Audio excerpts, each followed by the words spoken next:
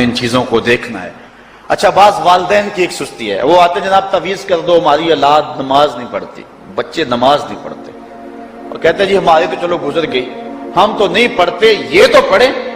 میں کہتا ہوں یہ کیوں پڑھیں جب تم نہیں پڑھتے ہو؟ الولد سر لابیہ، بیٹا باپ کا راز ہوتا ہے۔ تم مجھ سے تعویذ لینے آگے ہو، گھر میں مصلی بچھا کے سجدہ کرو، تمہاری اولاد بھی تمہارے تتبع میں سجدہ کرنے کی عادت ڈالو۔ حضور فرمایا بچے 7 سال کے ہوں تو انہیں مسجد میں لے جاؤ، 10 سال کے نہیں پڑھتے تو ان کو مار کے پڑھاؤ۔ اب اولاد ہوگی جوان، خود کبھی سجدہ کیا نہیں، اب کہتے ہیں شاید تعویذ سے کام چل جائے گا۔ جو تعویذ اللہ کے رسول نے تمہیں دیا تھا کہ 7 سال کے ہوں تو پکڑ کے انگلی مسجد کا راستہ دکھاؤ، 10 سال کے ہو جائیں تو مار کے پڑھاؤ، ان کے سینے میں اللہ کا خوف داخل کرو، ان کو قرآن کی تلاوت سکھاؤ۔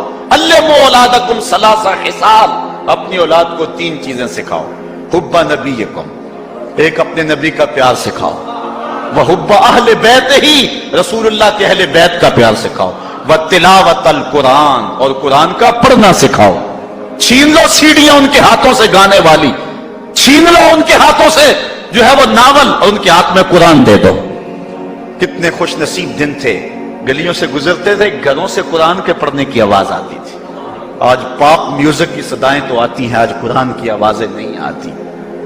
تو یہ عجیب ہے جی، ہم نہیں پڑھتے یہ تو پڑھے۔ میں کہتا ہوں یہ کیوں پڑھیں جب تم نہیں پڑھتے ہو؟ تمہارے اوپر کیا اب فرض ساقط ہو چکا ہے بڑھاپے کی وجہ سے؟ تم بوڑھے ہو کے نہیں پڑھتے ہو، تمہاری اولاد تم چاہتے ہو جوانی میں پڑھ لے؟ تم خود اللہ کے حضور سجدہ کرو، اور پھر دیکھنا تمہارے تتبع میں، تمہاری اتباع میں تمہاری اولاد بھی تمہاری پیچھے پیچھے ہو۔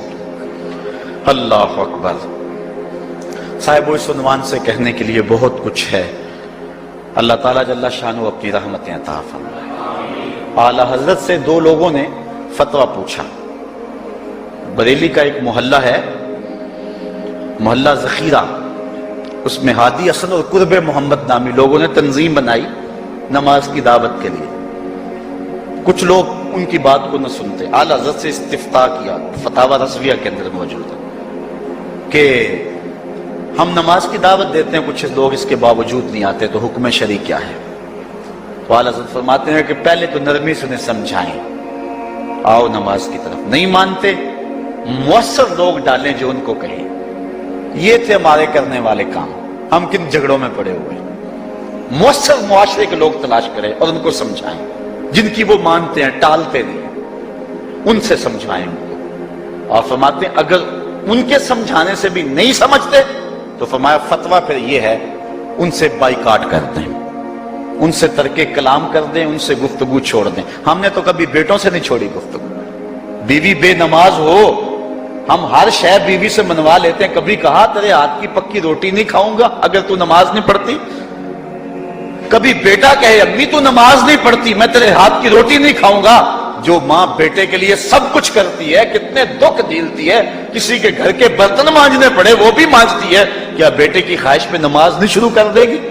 جب عادت ڈالے گی تو پھر اللہ دل میں بھی وہ محبت ڈال دے گا۔ چونکہ ہمارا تو اتنا ہی کام ہے نا، حضرت بایزید بسطامی نے یہی کیا تھا نا۔ حضرت بایزید بسطامی علیہ رحمہ بسطام کے لوگوں کی تربیت کر رہے ہیں، کسی محلے کے کونے میں آ کر ایک فاحشہ عورت بیٹھ گئی، لوگوں کا دین ایمان اجاڑنے لگی۔ کسی نے کہا بایزید تیرا شہر لٹ رہا ہے، جس کو تو اشکوں سے سیراب کیا تھا اور سجدہ آئے سحرگاہی سے جس شہر کو نور بخشا تھا، تیرا شہر لٹ رہا ہے۔ کہا کیا ماجرا ہوا؟ لوگوں نے کہانی سنائی۔ بایزید بسطامی صبح مصلی اٹھایا اور جا کے اس فاحشہ عورت کے دروازے پہ مصلی بچھا لیا۔ اب جو بھی گاہک آتا بایزید بسطامی کو بیٹھا ہوا دیکھ کے راستہ بدل لیتا۔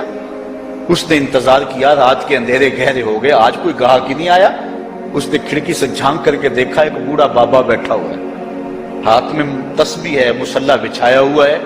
نیچے اتر کر کے کہا بابا اللہ کو یاد کرنے کے لیے اور تھوڑی جگہ ہے، تجھے میرے گھر کی گلی ہی ملی، میرا راستہ روک لیا۔ بابا کہنے لگا کیا مسئلہ ہے تجھے؟ کہا میرے گاہک رکے ہوئے ہیں۔ کہا آج میں تیرا گاہک ہوں، بتا تیری رات کی قیمت کتنی ہے؟ اللہ اکبر۔